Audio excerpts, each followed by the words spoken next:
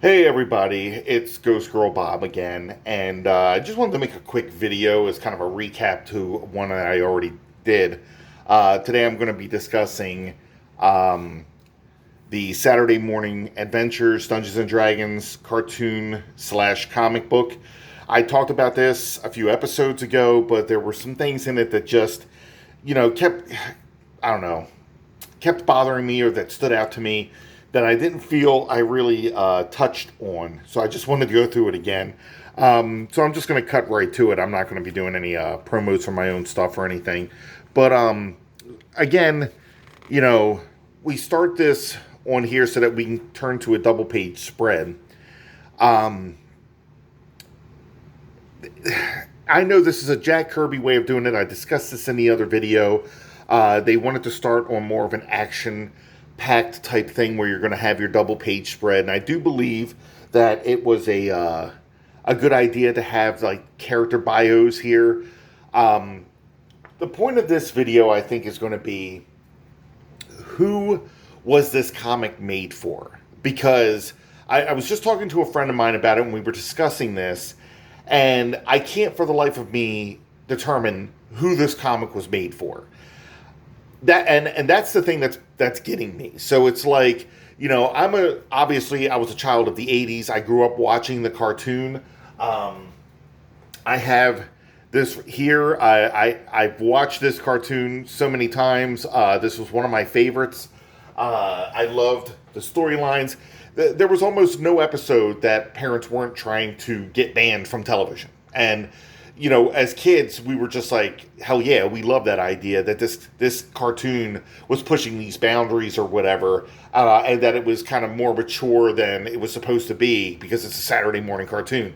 But me and my friends, we would wake up early just to watch this and then talk about it all day. It was wild because we barely ever, this cartoon was barely ever on when the time slot kept changing, or it was like they would take it off to replace it with something else one week without really telling you about it. But this was the one that we were constantly trying to watch. This was our favorite cartoon. So again, I'm 50 years old. Okay, so there it is. That's why I was a fan of this, cartoon in 1983. Okay, as a person who grew up with the art style of the old cartoon, this art style is not what that was. Now, I understand we're in 2024, okay? A lot of time has passed here. This art style, in my opinion, would cater more to a younger reader than it would to an older reader, okay? Again, I'm not against the art style. There's a lot about it that I kind of think is pretty cool. I know it's a digital art style and everything, and I draw digitally as well. But, you're getting this weird, I don't know, Disney-esque type look to it. So you're already kind of taking something that, again, as a kid, came off as being kind of mature, and you're now bringing it back down to being very kid-like. Uh, if you look at like things like what made uh, Harry Potter successful, right? Harry Potter was going on for years. There were like 7 movies, I believe. And the people who started watching Harry Potter when they were like the same age as that actor, they grew up with him. They grew up with these and everything. And you could tell that the movies changed and got slightly more mature as it went on because these people were growing up with it. To regress and to go backwards kind of changes things because, again, who is this for? Like, a lot of time has passed since that cartoon to this point, and it doesn't look like, according to this comic, that we're picking up where we left off. Okay, it looks like a lot of adventuring had taken place between, the cartoon and now. And I don't know if time runs different here in this realm, how it is or whatever, because the kids don't look like they've aged at all. But we're definitely seeing things that just their personalities are not what they were in the cartoon. Okay, and so that's another thing. Here we have Dungeon Master. Now we know that in the cartoon, Dungeon Master would show up to point these kids in the right direction for some quest. It was usually a quest for them to get home, but it was also a quest where they were going to end up helping people. And Dungeon Master would just kind of, give it to them in the form of a riddle. Like, hey, you might find what you're looking for if you were to go this way. And don't forget that in your darkest hour, that which you can see, blah, blah, blah, some weird riddle or something like that. And then he would walk behind a rock and disappear, okay? There was a point to him showing up, and that was to guide them into another adventure that, again, would help people, would help stop Venger from one of his plans in taking over the realm of Dungeons and Dragons, or, to get the weapons from the kids and become all powerful, and also maybe to get them home. Like he was kind of leading them with, you guys might get home if you go this way, but I always think that it was more that they were, going to help some other people or something like that, because eventually, at the end of the adventure, they would never get home, okay? This Dungeon Master shows up, and he's just like, oh, you guys are, like, chilling by the fire. I'm just going to go grab some snacks. That's, like, apparently why I showed up. And that's it. I'm here. You guys saw me, and I'm literally just going to walk away now to go get some snacks. I'm not going to leave you with a riddle. I'm not going to guide you down any path or anything like that. I'm not going to start your adventure for you.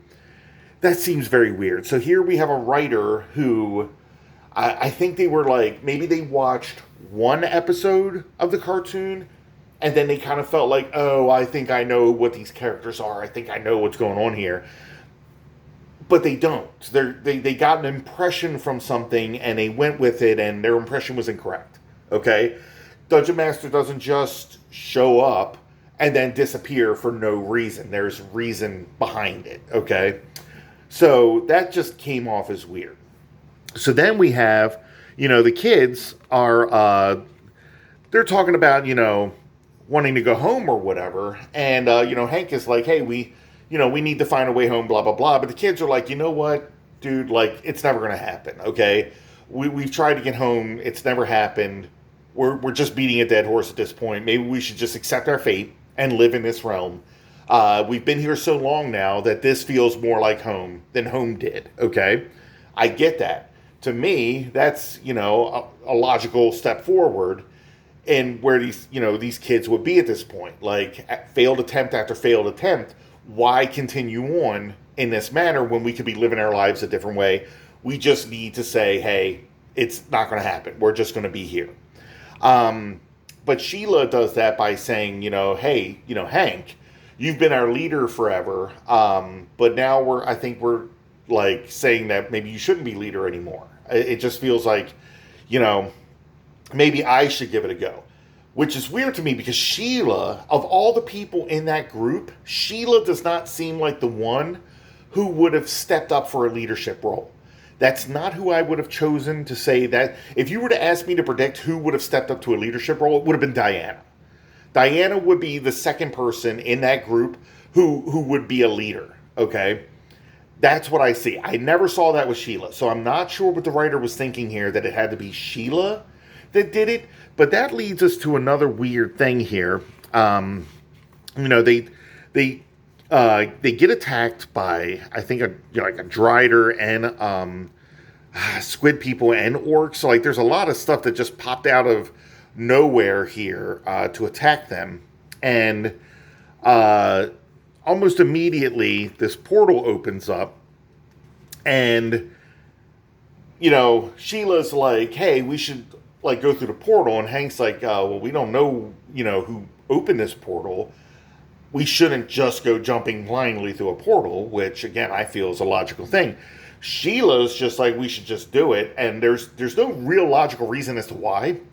But the thing that will kill me the most is just this dialogue. She says, disengage, team to me. Where would she have heard this? Where would that dialogue, we speak the way we do because we hear this in our lives. I know, a child learns to speak by listening to their parents and television and, the toys they have and stuff like that. Where in the realm of Dungeons and Dragons would she have heard this? So to me, this is this is the writer is like, this is what constitutes a leader to me, is that they would bark this kind of command. And that's what it takes to be a leader, is that they, simply this. Not that, the strategy behind anything or anything like that. It's literally just the dialogue. And in my opinion, it would be like Rob Liefeld's concept of what a leader is. If you ever looked at Cable never had a strategy to anything. Cable never did anything intelligent with anything that he ever did. But he did shout those weird kind of militaristic commands, like body slide by 6, right? And we're, oh, he sounds so cool because he's shouting these, like, these commands or whatever to kind of make him a tough badass or whatever. So now we have Sheila doing that. Disengage, team to me. Did the rest of the team talk about this all the time with Sheila? Was that a thing? Like when Hank wasn't around, I don't know when that would have happened. Were they all like, "Hey Sheila, we put our faith into you, and when you shout a command, we're gonna like fucking do it. We're not even gonna question it now because we just don't want to be, led by Hank anymore or something like that." I don't know. Just this piece of dialogue right here was enough to, I don't know, just shatter this whole thing that was going on. So, now here's where the other thing comes in here. Again, I was a child of the '80s. I watched the cartoon. Okay, because of my love for the cartoon is why I bought this comic. Now, if I was born in the past 20 years, or if I'm a 15-year-old kid now going into the comic shop, and I see this book, my first thing is not going to be, oh, hey, I remember this cartoon because I was not alive when this cartoon was airing. There's nothing now that's streaming this cartoon. I think there's one channel that just appeared that started doing that, but you would have to look for it in order to find it, okay? This is not like a readily available thing to be watched anywhere. And you don't hear a lot of people talking about it. You don't see it a lot. They did do cameos in the Dungeons and Dragons movie, but again, that was made for, the fans from back in the day, No one else watching that movie was going to know who those characters were, okay? So if I'm a new reader, if I'm a 15-year-old and I walked in and I'm like, okay, this is a Dungeons and Dragons comic. I don't know. It's very cartoony art style here. Compared to what we got before, I don't know, just, some of the art, like I said, I like this picture. I think this is a pretty cool pic here. I'm thinking these are orcs or something like that. It looks pretty cool. I'm not so big on this. These kids are just extra cartoony and, I don't know. I'm not seeing it, I'm not seeing it there with that, but I do like what I was seeing there. So, the art's, 50-50 or whatever. But who is this book for? That's the thing that's getting me. You're not writing the thing that I enjoyed when I was a kid, and you're not even really introducing a new reader to this, because this new reader comes in, and he's going to pick this up, or she's going to pick this up, and she's going to begin reading, and then she's going to just be like, I don't know any of these characters, I don't know what's going on, I'm not seeing the point to any of this, and how long am I going to have to read it before I find out the history of everything? I'm sorry, it's just, pick a lane and stay in it. If you did this as a continuation from the cartoon, okay, but you did add the history and such to this, and, some kind of flashback or something like that, then, your present... the people who were reading this that were fans of the cartoon back then are going to be like, okay, I'm good with this. I like this. Sticking with this cartoon that I liked.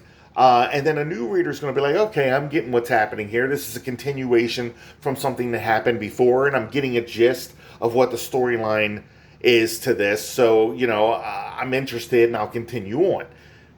But by doing neither of those things, you're not making a comic for anyone.